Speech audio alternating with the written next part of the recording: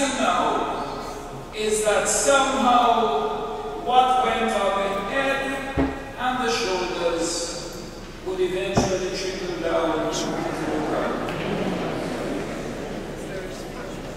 My friends, there are still many Jamaicans who are on the margins of our society and who are not enjoying the benefits of whatever progress we have made as a nation. While what may be regarded as the paneled houses are being erected by a few. As we focus on the achievements of these past 50 years of independence, we must understand that the struggle continues for many of our people.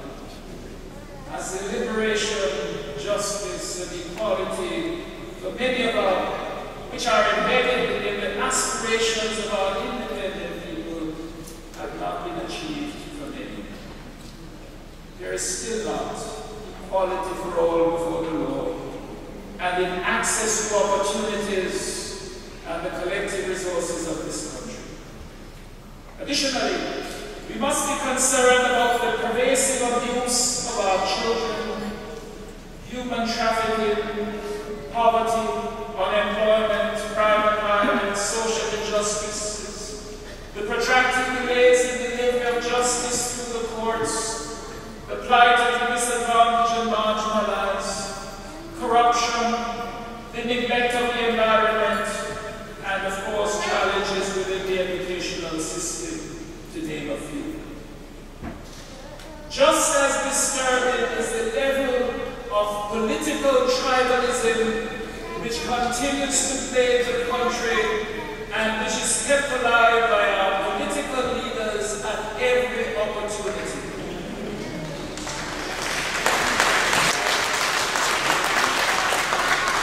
It represents a preoccupation with the tangential which gets us nowhere.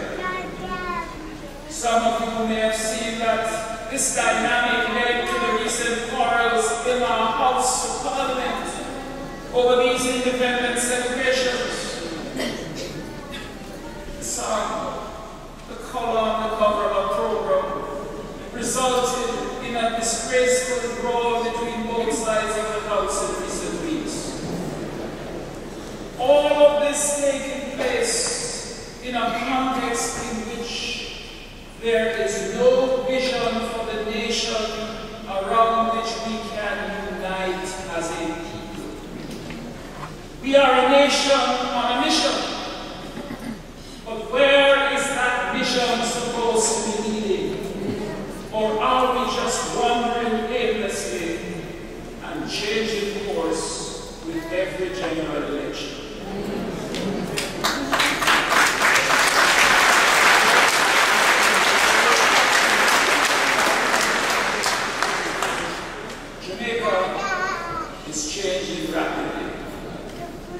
Those of you who travel to the homeland from time to time will notice the changes. While those of you who have stayed away for a long time may feel like strangers in the land where you visit. Something is happening to the very heart and soul of the nation, which at a point may be characterized as a loss of moral sensitivity and decency.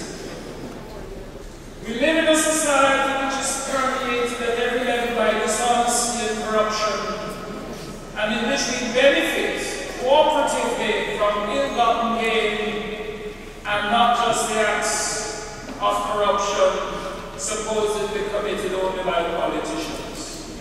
For example, the inflow into the country from the Lotus scam has wide circulation within the economy. And there's not only a culture of silence around it among some persons, but it is being reinforced by a culture of intimidation, that culture which says in form of event, even as there is a level of inertia among the authorities to confront those in highly placed positions who are alleged to be tainted. Sadly, and with a sense of shame, I admit that one area of hope comes from the authorities in this country,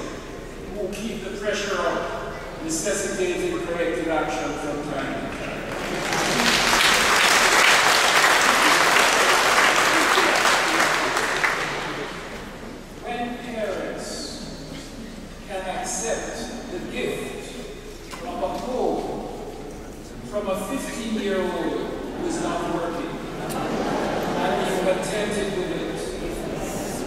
When teachers in our schools can tell of the high school students who own their substantial 3-bedroom house and multiple taxis flying routes, you know that things have gone terribly wrong.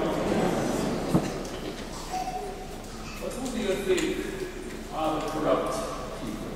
Preach. A few weeks ago, I was listening to an interview on the BBC in which someone was being interviewed on the subject of corruption. And he indicated that while addressing an audience in what sounded like a Middle Eastern country, he asked those present to put up their hands if they considered themselves corrupt. No hand went up. And then he asked them to put up their hands if they thought that the people in the society were corrupt, and which was just about every hand. How easy it is for us to rationalize our own activity and position. And let me venture to suggest in this gathering of representatives from a wide cross-section of the church, and even members of the church are caught up in the corruption who are benefiting from it.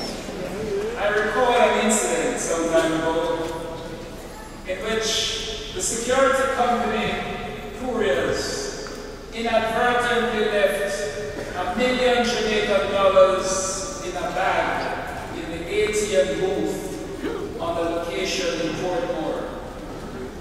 And a lady who came along and found it lodged a report to the authorities who came and retrieved it. In a discussion program on radio concerning this development, people were asked what would they do in that circumstance.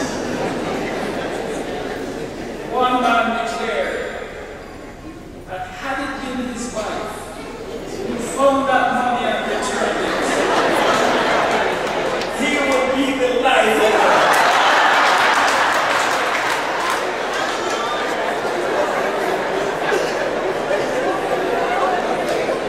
A female caller said that she's a Christian.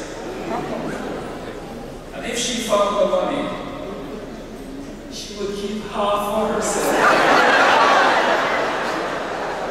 And she would give the other half to her pastor.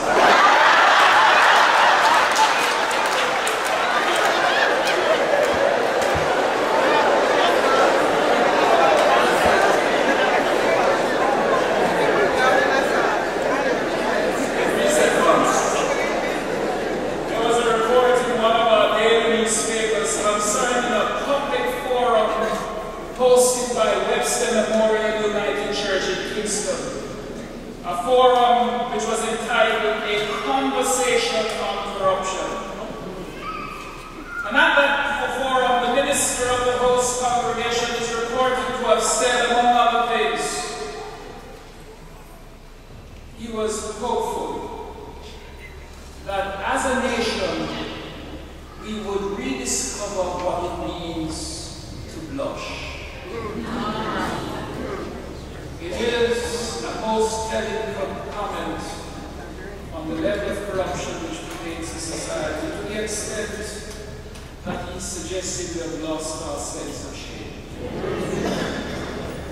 You see, my friends, however grand the paneled houses which we build, however grand the plans for the economic development of our nation, if the foundation is not grounded in the temple of the Lord, we may be building in vain with the results which the people of Haggai